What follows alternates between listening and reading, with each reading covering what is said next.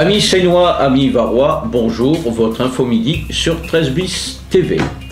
Nos titres, le casino Joa, ça redémarre. Le Cil Guéversant, gel des permis possibles. L'hommage au Proté, sous-marin qui a été coulé pendant la guerre. L'éphéméride et enfin la météo du jour. Le chantier du casino, après 6 mois d'interruption due à l'annulation par le tribunal administratif de Toulon de l'autorisation de jeu, a redémarré prestement. Tous les jours, on peut constater des visus l'évolution des travaux. Les structures se mettent en place à la vitesse d'un grand V. Cette semaine, les actionnaires du groupe Joa sont venus sur place avec Laurent Lassias, président du groupe, pour constater l'avancement du chantier. Ces actionnaires, qui sont québécois et anglais, ont été impressionnés par la taille du bâtiment et la beauté du site. Par ailleurs, une réunion avec la municipalité a eu lieu et une visite de courtoisie au casino de Bandol avait été programmée par le président.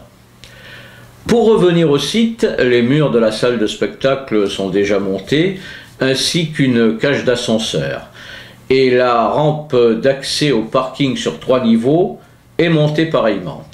Dans quelques jours, les premières poutrelles métalliques seront assemblées côté parking.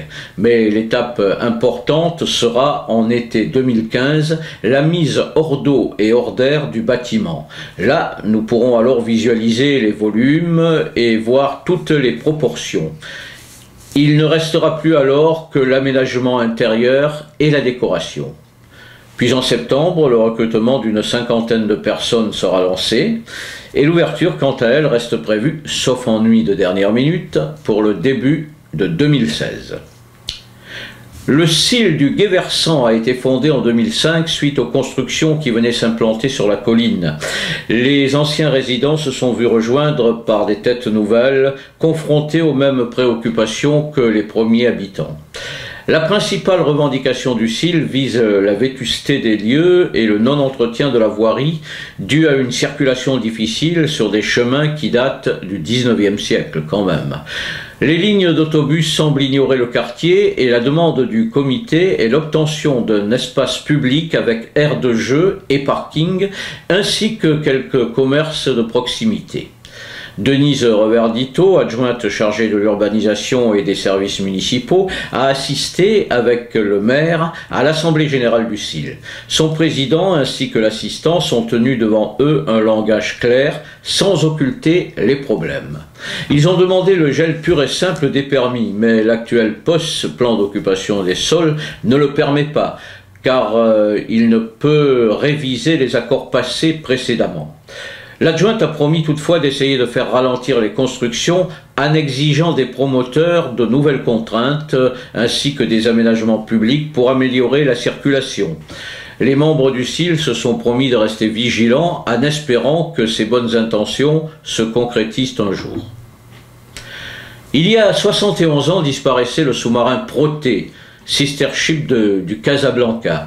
Parmi les 74 victimes, 3 étaient britanniques, embarqués pour une mission sur les côtes provençales. Le Proté fut coulé en 1943 par une mine au large de Cassis et retrouvé en 1980 par la Comex. Des gerbes ont été déposées par les familles des disparus en présence des drapeaux des associations patriotiques. L'Amicale des sous-mariniers, la Royal Navy et la municipalité se sont associés aux cérémonies. Éphéméride du jour. Aujourd'hui, vendredi 19 décembre, au Cercle, rue Laganne, le duo Between US vous proposera de la bossa nova et du jazz, Angélique Nicolas au chant et Jean-Jacques Garceau à la guitare. Le lundi 22, toujours au Cercle, Jean-Luc Bruno, accompagné au piano par Franck Pantin, nous fera rêver avec ses chansons éternelles. Revenons à ce soir, Magic Buck enregistrera la première partie de son album live à la 7e vague. Et pour demain, samedi, il y aura beaucoup d'animations qui seront proposées aux Seinois et aux Varois. Dès 10 h, rue Taylor, en face du Café des Arts, Bubu et Thierry Toboul vous feront danser avec du jazz et de la salsa. Leur succéderont à 12h30 les Red Skirts, c'est du pop rock variété avec Julien Pires, Maxime Cuvelier et leur guitare électroacoustique. Toujours rue Taylor à 14h, ce sera au tour de The Legend de se produire avec des chansons françaises et pop. Jérémy Garcia sera au chant et à la guitare.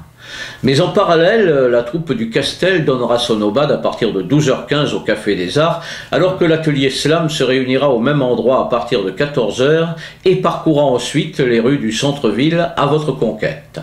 Les graffeurs, quant à eux, qui exposent en ce moment dans nos locaux Place Daniel Perrin, vont enrichir les murs et les rues de la cité en créant des œuvres sur panneaux et sur cellophane durant la journée.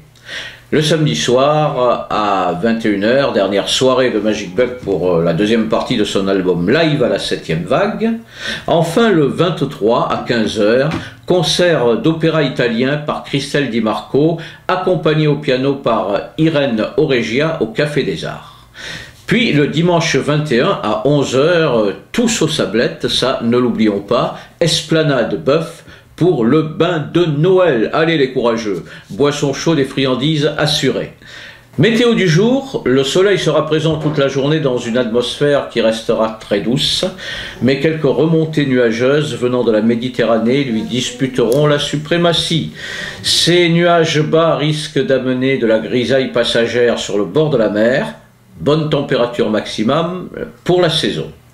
La phrase du jour, Edmond Rostand fait dire à Cyrano de Bergerac, à qui un marquis reprochait d'être un homme qui n'avait pas d'habits luxueux, « Moi, c'est moralement que j'ai mes élégances. » À méditer.